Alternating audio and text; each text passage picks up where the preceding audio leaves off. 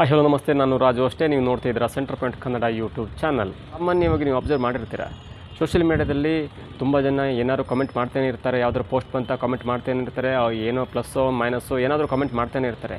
ಯಾರ ಬಗ್ಗೆ ಜಾಸ್ತಿ ಕಾಮೆಂಟ್ ಇರುತ್ತಲ್ಲ ಸೋಷಿಯಲ್ ಮೀಡಿಯಾದಲ್ಲಿ, ಆ ಕಾಮೆಂಟ್ ಮಾಡಿಸ್ಕೊಂಡರು ಅಂದರೆ ಆ ಪರ್ಸ್ನಾಲಿಟಿ ಫೇಮಸ್ ಆಗಿದ್ದಾರಂತಲೇ ಅರ್ಥ. ಸಾಮಾನ್ಯವಾಗಿ ಇತ್ತೀಚೆಗೆ 2 ವಿಷಯಗಳು ತುಂಬಾ ಟ್ರೋಲ್ ಆದವು, ತುಂಬಾ ಕಾಮೆಂಟ್ಸ್ ಬಂತು. ಆ ವ್ಯಕ್ತಿಗಳು ಫೇಮಸ್ ಆಗಿಬಿಟ್ರು. ಉದಾಹರಣೆ ಒಂದನ್ನು ಹೇಳ್ತೇನೆ. ವಿಡಿಯೋ ಅಪ್ಲೋಡ್ ಆದಾಗ ನೋಡಿ, ಒಂದು ವಿಡಿಯೋ ಅಪ್ಲೋಡ್ ಆದಾಗ ವ್ಯೂಸ್ ಬರುತ್ತೆ. ಆ ವ್ಯೂಸು ಒಂದು ಸಾಂಗ್ಸಿಗೂ ಬರುತ್ತೆ, ಚಿಕ್ಕ ರೀಲ್ಸಿಗೂ ಬರುತ್ತೆ, ಎಲ್ಲದಕ್ಕೂ ಬರುತ್ತೆ. ಆದರೆ ಕಾಮೆಂಟ್ಗಳು ಬರೋದು ತುಂಬ ಕಡಿಮೆ. ಯಾವಾಗ ವ್ಯೂಸ್ ಜೊತೆ ಕಾಮೆಂಟ್ ಆಯ್ತಲ್ಲ, ಆಗ ಆ ವಿಡಿಯೋದಲ್ಲಿದ್ದ ವ್ಯಕ್ತಿ ಅಥವಾ ವಿಡಿಯೋದಲ್ಲಿ ಮಾತಾಡಿದ ವ್ಯಕ್ತಿ ತುಂಬಾ ಫೇಮಸ್ ಆಗ್ತಾನೆ. ಯಾವುದೋ ಒಂದು ಸೋಷಿಯಲ್ ಮೀಡಿಯಾದಲ್ಲಿ ಒಂದು ವಿಡಿಯೋ ಹರಿದಾಡತ್ತೆ, ಅದರಲ್ಲಿ ಏನೋ ಒಂದು ಡೈಲಾಗ್ ಹೊಡೆದಿರುತ್ತೆ ಅಥವಾ ಯಾವುದೋ ಒಂದು ಮಾತು ಬಂದಿರುತ್ತೆ. ಏನು ಕೆಲಸ ಇಲ್ಲ, ಶೆಡ್ಡಿಗೆ ಬನ್ನಿ ಕುಂಟೆ ಬಿಲ್ಲೆ ಆಟ ಆಡು ಅಂತ. ಆ ವಿಡಿಯೋದಲ್ಲಿ ಎಷ್ಟು ಕಾಮೆಂಟ್ ಬಂತಂದರೆ ಸಾವಿರಾರು ಕಾಮೆಂಟ್ ಬಂತು.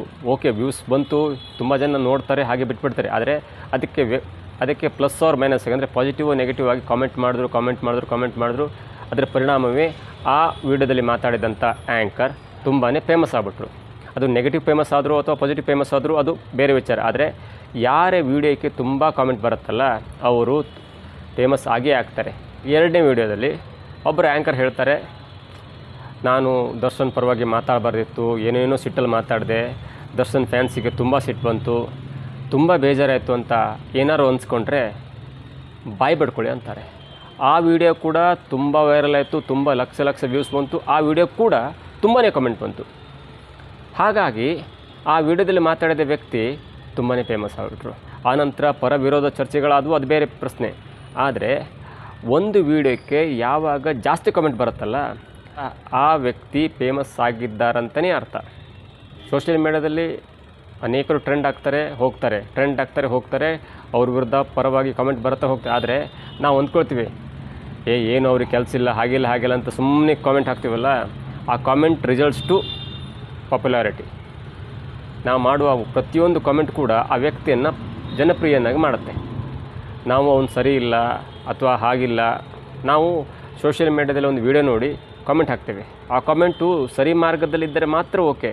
ನಾವು ತುಂಬ ವ್ಯಕ್ತಿಗತವಾಗಿ ಹೋಗಿ ಸರಿಯೋ ತಪ್ಪು ಅಂತ ಕೊಂಕು ನುಡಿಗಳನ್ನು ಹೇಳಿ ಕಾಮೆಂಟ್ ಮಾಡಿದರೆ ಆ ವ್ಯಕ್ತಿ ಪರೋಕ್ಷವಾಗಿ ಜನಪ್ರಿಯ ಆಗ್ತಾನೆ.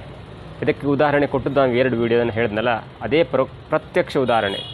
ಅನೇಕರು ತಮ್ಮ ಸೋಷಿಯಲ್ ಮೀಡಿಯಾದಲ್ಲಿ ಒಂದು ವಿಡಿಯೋ ಅಪ್ಲೋಡ್ ಮಾಡಿದಾಗ ಈ ನೆಟ್ಟಿಗರು ಅಂತ ನೋಡ್ತಾರಲ್ಲ, ಅವರು ಸುಮ್ಮನೆ ನೋಡಬೇಕು ಬಿಡಬೇಕು. ಆವಾಗ ಆ ವಿಡಿಯೋ ಅಪ್ಲೋಡ್ ಮಾಡಿದ ವ್ಯಕ್ತಿ ಅಷ್ಟೇನು ಜನಪ್ರಿಯರಾಗೋದಿಲ್ಲ, ಸುಮ್ಮನೆ ಅವನು ಮತ್ತೊಂದು ವಿಡಿಯೋ ಅಪ್ಲೋಡ್ ಮಾಡ್ತಾನೆ ಅಷ್ಟೇ. ಆದರೆ ನಾವು ಯಾವಾಗ ಅಂದರೆ ನಾವು ನೋಡುಗರು ಯಾವಾಗ ವ್ಯಕ್ತಿಗತವಾಗಿ ಕಾಮೆಂಟ್ ಮಾಡಿಕೊಂಡು ಅವರು ವ್ಯಕ್ತಿಹರಣವನ್ನು ಮಾಡಲಿಕ್ಕೆ ಹೊರಟಾಗ ಮಾತ್ರ ಆ ವ್ಯಕ್ತಿ ಪರೋಕ್ಷವಾಗಿ ಜನಪ್ರಿಯ ಆಗ್ತಾನೆ ಅನ್ನೋದಕ್ಕೆ ಈ ಎಲ್ಲ ಉದಾಹರಣೆನ ನಾನು ಕೊಟ್ಟಿದ್ದೇನೆ.